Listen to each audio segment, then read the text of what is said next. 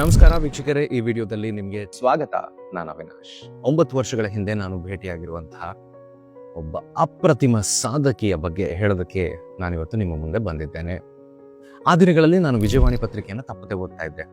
Mostly ಯಾಕೆ ಅಂತಂದ್ರೆ ಪ್ರತಿ ಬುಧವಾರ ಅಂತ ಅನ್ಸುತ್ತೆ ಒಂದು ಕಾಲಮ್ ಬರ್ತಾ ಇತ್ತು. ಅದರ ಹೆಸರು ಜರೂರ್ ಮಾತು ಅಂತ. ಇದರ ಲೇಖಕರು ರವೀಂದ್ರ ದೇಶಮುಖ್ ಅವರು.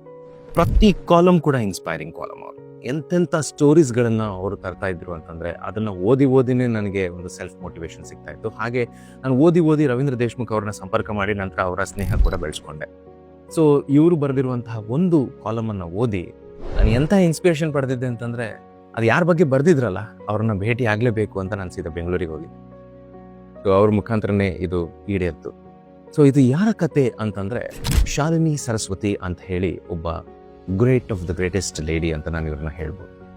ಏನಾಗುತ್ತೆ, ಅವರು ಬೆಂಗಳೂರಿನಲ್ಲೇ ಹುಟ್ಟಿ ಬೆಂಗಳೂರಿನಲ್ಲೇ ಬೆಳೆದು ಚೆನ್ನಾಗಿ ಓದಿ ಒಂದು ಖಾಸಗಿ ಕಂಪನಿಯಲ್ಲಿ ಉದ್ಯೋಗಿಯಾಗಿ ಸೇರ್ತಾರೆ. ಅಲ್ಲಿ ಒಬ್ಬರ ಪರಿಚಯ ಆಗುತ್ತೆ, ಅವರ ಫ್ರೆಂಡ್ಶಿಪ್ ಆಗುತ್ತೆ. ನಂತರ ಅವರಿಬ್ರು ಪ್ರೀತಿಸಿ ಮದುವೆ ಆಗ್ತಾರೆ. 4 ವರ್ಷವನ್ನ ಪೂರೈಸಿದ ನಂತರ ಕಂಬೋಡಿಯಾದಲ್ಲಿ ಅವರು ತಮ್ಮ ವಿವಾಹ ವಾರ್ಷಿಕೋತ್ಸವವನ್ನು ಆಚರಿಸಿ ವಾಪಸ್ ಬೆಂಗಳೂರಿಗೆ ಬಂದ ನಂತರ ಇವರಿಗೊಂದು ಜ್ವರ ಬರುತ್ತೆ.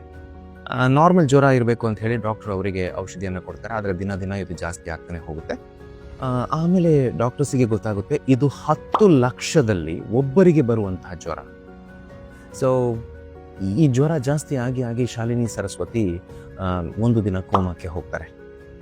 ಕೋಮಾಕ್ಕೆ ಹೋಗಿ 1-2-3 ದಿನ ಆದ ನಂತರ ವೈದ್ಯರು ಅವರ ಪತಿಯನ್ನು ಕರೆದು, ಇವರು ಬದುಕೋದು 5% ಮಾತ್ರ, ಎಲ್ರಿಗೂ ಹೇಳ್ಬಿಡಿ ಅಂತ. ಆದರೆ ಇವರ ಪತಿ ಮತ್ತೆ ಇವರಿಗೂ ಶಾಲಿನಿ ಅವರಿಗೂ ಕೂಡ ಎಂಥ ಒಂದು ಗಟ್ಟಿ ಒಂದು ಧೈರ್ಯ ಮತ್ತು ಕಾನ್ಫಿಡೆನ್ಸ್ ಅಂತಂದ್ರೆ, 2 ದಿನದ ನಂತರ ಶಾಲಿನಿ ಸರಸ್ವತಿ ಕೋಮಾದಿಂದ ವಾಪಸ್ ಬರ್ತಾರೆ. ಬಂದ ನಂತರ ಮತ್ತೆ ನಾರ್ಮಲ್ ಬದುಕಿಗೆ ಮರಳುತ್ತಾರೆ. ಆದರೆ ದಿನೇ ಇನ್ನಷ್ಟು ಇದರ ಪರಿಣಾಮ, ಈ ಜ್ವರದ ಪರಿಣಾಮ ಹೇಗಿರುತ್ತೆ ಅಂತಂದ್ರೆ, ಅವರ ಕಾಲು ಮತ್ತೆ ಕೈಗಳು ಎರಡೂ ಕೂಡ ಗ್ಯಾಂಗ್ರೀನ್ ಆಗುತ್ತೆ. ಆಗ ಡಾಕ್ಟರ್ ಹೇಳ್ತಾರೆ, ನೋಡಮ್ಮ, ಕಾಲು ಮತ್ತೆ ಕೈಗಳನ್ನ ತುಂಡು ಮಾಡಬೇಕಾಗುತ್ತೆ, ಇಲ್ಲದೇ ಇದ್ರೆ ನಿನಗೆ ಬದುಕು ಕಷ್ಟ ಆಗುತ್ತೆ ಅಂತ. ಆಗ ಶಾಲಿನಿ ಹೇಳ್ತಾರೆ, ನಾನು ಆರಾಮಾಗಿ ಬದುಕಬಹುದು ಅಂತ ಇದ್ರೆ ದಯವಿಟ್ಟು ನನ್ನ ಕೈ ಮತ್ತು ಕಾಲುಗಳನ್ನ ತುಂಡು ಮಾಡಿಬಿಡಿ ಅಂತ ಹೇಳ್ತಾರೆ. 2 ಕೈಗಳು 2 ಕಾಲುಗಳನ್ನ ಶಾಲಿನಿ ಕಳ್ಕೊಳ್ತಾರೆ. ಆದ್ರೆ ಅವರು ಸುಮ್ಮನೆ ಕೂರೋದಿಲ್ಲ. ಅವರು ಬ್ಲೇಡ್ ರನ್ನರ್ ಆಗ್ತಾರೆ.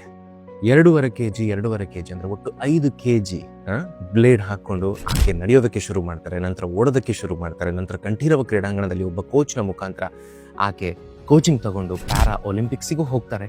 1 ಗಂಟೆಯಲ್ಲಿ ಅದೆಷ್ಟೋ ಕಿಲೋಮೀಟರ್ ಗಟ್ಟಲೆ ಅವರು ಮ್ಯಾರಥಾನ್ ಅನ್ನು ಓಡ್ತಾರೆ. ಇವತ್ತಿಗೂ ಸಹಿತ ಅವರು ಅಲ್ಲಿ ಕಂಠೀರವ ಕ್ರೀಡಾಂಗಣದಲ್ಲಿ ಪ್ರಾಕ್ಟೀಸ್ನ ಮಾಡ್ತಾರೆ.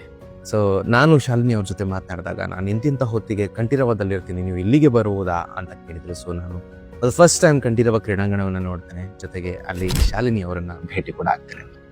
ಅಂದರೆ ನಾನು ಇದನ್ನು ತುಂಬ ಶಾರ್ಟ್ ಆಗಿ ಹೇಳಿದ್ದೇನೆ. ಹುಟ್ಟಿನಿಂದಲೇ ಕೈಕಾಲುಗಳು ಇಲ್ಲ ಅಂತಾದರೆ ಹೇಗೋ ಬದುಕನ್ನು ಸಾಗಿಸ್ಬೋದು ಏನೋ. ಆದರೆ ನಿಮ್ಮೆಲ್ಲರ ಥರ ಅವರು ನಾರ್ಮಲ್ ಆಗಿದ್ದು ಯಾವುದೋ ಒಂದು ಕಾಯಿಲೆ ಬಂದು ಕೈ ಕಾಲುಗಳನ್ನು ಕಳ್ಕೊಳ್ತಾರಲ್ಲ, ಅದ್ರ ನಂತರ ಆಕೆ ಬದುಕನ್ನು ಕಟ್ಕೊಂಡಿರೋ ರೀತಿ ಇದೆಯಲ್ಲ, something which is very amazing and inspiring. So anything can happen in life ಅನ್ನೋದನ್ನು ನಾವು ಪದೇ ಅರ್ಥ ಮಾಡ್ಕೊಳ್ಬೇಕು. ರವೀಂದ್ರ ದೇಶಮುಖ್ ಈ ಆರ್ಟಿಕಲ್ನಲ್ಲಿ ಎಷ್ಟು ಚೆನ್ನಾಗಿ ಬರೀತಾರೆ ಅಂತಂದರೆ, ತನಗೆ ಬಂದ ಸಾಲು ಕಷ್ಟಗಳಿಗೆ ಆ ಹೆಣ್ಣು ಬೆದರಿದ್ದರೆ ಇಂದು ಅದ್ಭುತ ಸಾಧನೆಗಳಿಗೆ ಮುನ್ನುಡಿ ಬರೆಯುತ್ತಿರಲಿಲ್ಲ. ಅದಕ್ಕಿಂತ ಹೆಚ್ಚಾಗಿ ಬಾಳನ್ನ ಖುಷಿಯಾಗಿ ಅನುಭವಿಸಲು ಸಾಧ್ಯವಾಗುತ್ತಿರಲಿಲ್ಲ. ಬದುಕನ್ನು ಬಂದ ಹಾಗೆ ಸ್ವೀಕರಿಸಿ ಪರಿಸ್ಥಿತಿಯನ್ನು ಗೆದ್ದು ಬಿಟ್ಟರೆ ಗೆಲುವು ನಮ್ಮದು ಎನ್ನುವುದನ್ನು ನಾವು ಅರ್ಥ ಮಾಡಿಕೊಳ್ಳಬೇಕು ಅಂತ ಹೇಳ್ತಾ, ಶಾಲಿನಿ ಬದುಕು ನಮ್ಮೆಲ್ಲರಿಗೂ ಸ್ಫೂರ್ತಿಯಾಗಲಿ. ನಮಸ್ಕಾರ.